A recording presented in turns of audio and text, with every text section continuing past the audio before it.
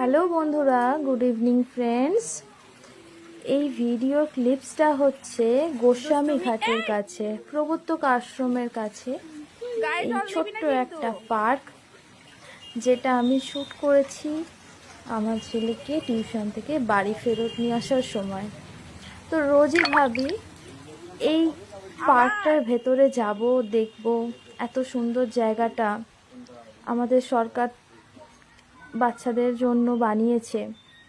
তো রোজই ভাবি যাব করে আজকে চলেই গেলাম।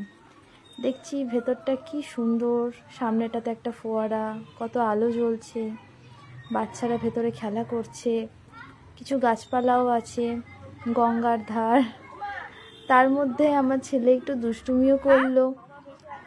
ভেতরটা বেশ ভালো লাগলো দেখতে। তো এরকম ছোট ছোট পার্ক আমাদের আশপাশে অনেকই আছে, যেখানে বাচ্চারা যায়, খেলা করে। নেচারের সঙ্গে যুক্ত হতে কার না ভালো লাগে বলুন। এই বেশ ঘুরে এলাম, কি সুন্দর না জায়গাটা। তবে আর একটা কথা, এর পাশে কিন্তু দারুণ একটা ইতিহাসের সঙ্গে যুক্ত একটা দারুণ জায়গা আছে। এটা হচ্ছে প্রবর্তক আশ্রম। ওই জায়গাটি কিন্তু অনেক মাহাত্ম্য। একদিন সেই মাহাত্ম্যর কথা আমি আমার ভিডিওতে তুলে ধরব। প্রবর্তক আশ্রম আর তার যা কিছু ইতিহাস, যা কিছু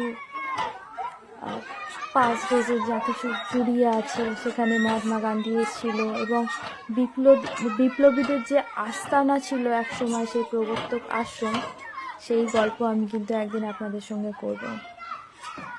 তো আমার এই ভিডিওটা আপনাদের কেমন লাগলো সেটা অবশ্যই আমাকে জানাবেন। আর কমেন্ট পেলে আমারও ভিডিও বানাতে খুবই ভালো লাগবে। আফটার অল চন্দননগর কিন্তু ভীষণই এক্সাইটিং একটা জায়গা।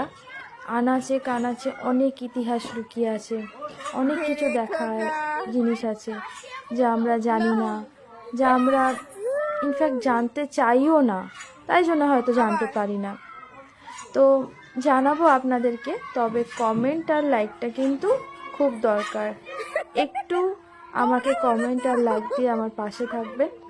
আপনাদেরকে কিন্তু অনেক গল্প বলে শোনাবো চন্দননগরের ইতিহাস। ওকে, টাটা।